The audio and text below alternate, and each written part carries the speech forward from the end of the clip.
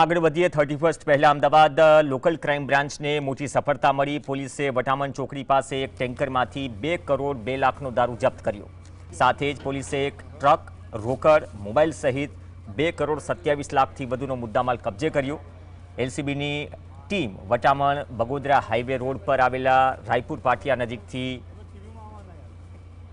આ ટેન્કર ઝડપી ચૂકી છે, જેમાં ટેન્કરમાં ખાનું બનાવીને દારૂનો જથ્થો સંતાડવામાં આવ્યો હતો અને તે જથ્થો કબજે કરાયો।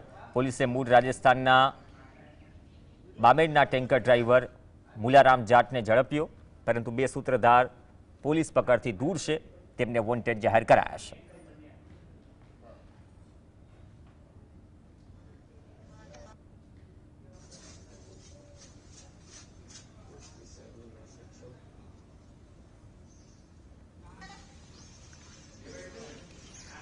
તો 31 પહેલા મોટી રેડ આમ પણ પોલીસે અમુક આંકડાઓ જાહેર કર્યા હતા। જે તડીપાર છે અથવા તો જે લોકો સામે પાસા થઈ છે, અલગ અલગ જગ્યાએ જે પ્રોહિબિશનના કેસ પણ થયા છે, તે અંગે પણ પોલીસે આંકડા જાહેર કર્યા હતા અને એ આંકડાઓ વચ્ચે ફરીથી અમદાવાદમાંથી મોટી માત્રામાં દારૂ ઝડપાયો છે।